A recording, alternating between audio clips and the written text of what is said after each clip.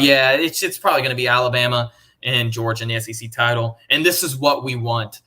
I love Texas A&M. I like Jimbo Fisher, but I want to play Bama. This team has a lot to prove. It seems every week. Every week, this team is doubted.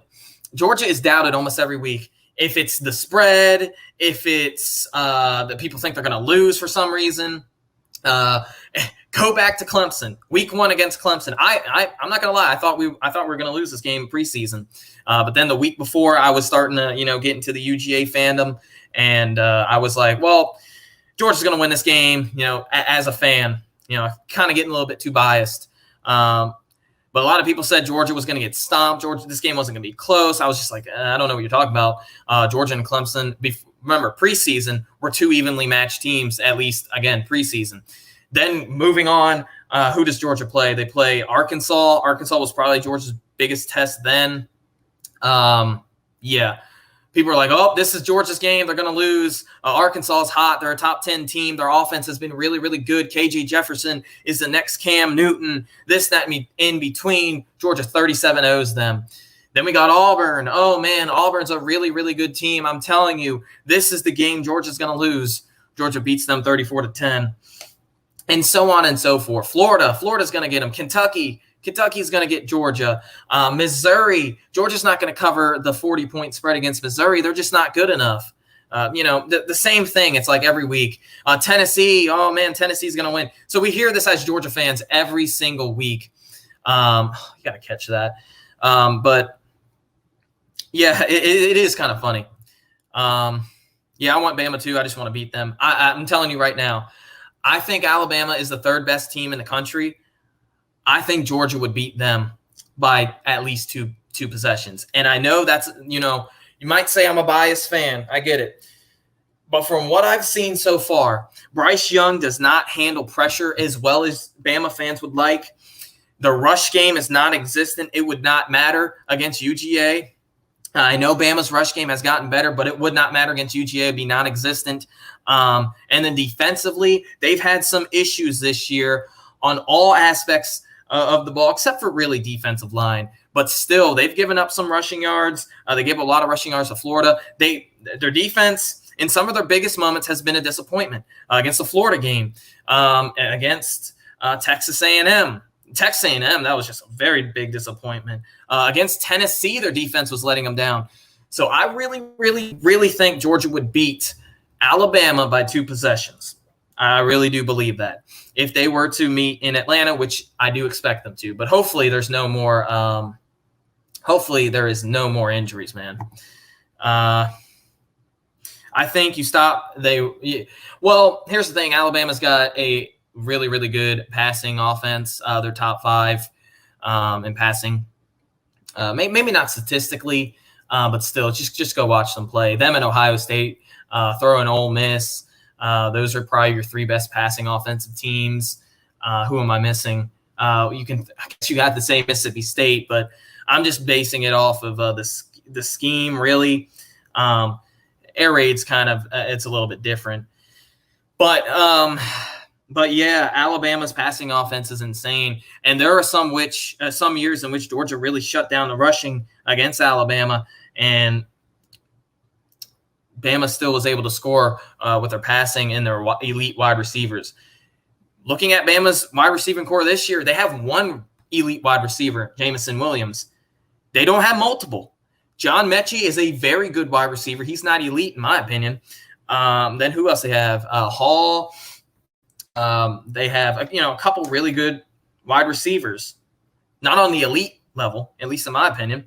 But, yeah, Alabama versus Georgia, expected to be the SEC championship game.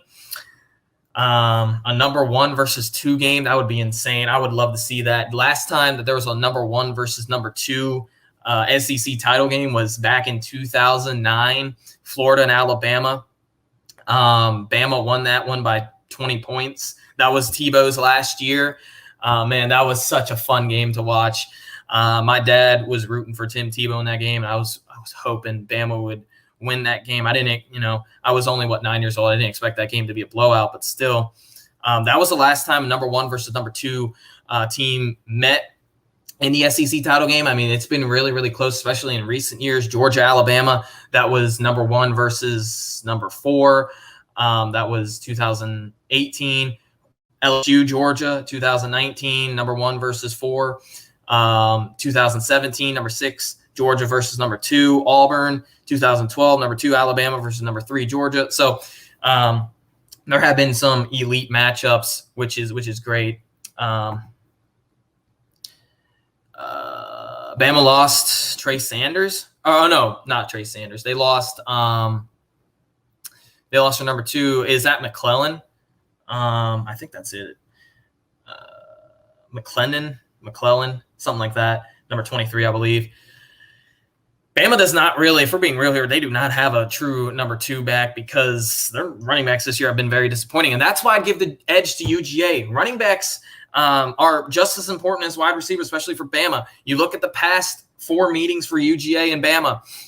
Who has been the hero for Bama? Last year, I get it. Offensively, Mac Jones played a really, really good game, but the safety blanket was Najee Harris. I think he had over 100 yards rushing against UGA, or very close to 100 yards rushing, and he had a couple catches too. Year before that, or not year before that, I'm talking about LSU for some reason. I'm comparing LSU to Alabama. 2019 LSU, they were really, really, really good.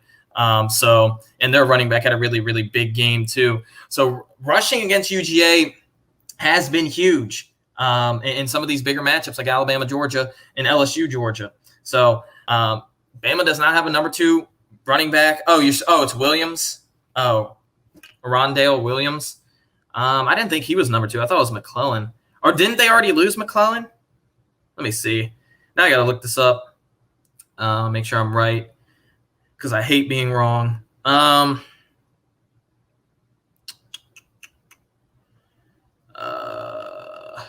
Let's see.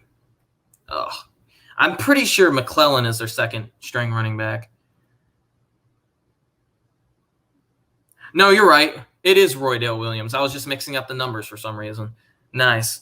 But yeah, they lost him today. I did not even know that. I wasn't even watching that game. Wow. That's huge. Yeah, Roydale Williams, that was who I was talking about, number 23. I thought it was McClellan. And I'm probably saying his name wrong too, but I know he was a 5-star. I don't know about Roydale Williams. I think he was, a 4-star. But yeah, they lost McClellan week 2. So I mixed up the numbers. Nice. So there you go for me.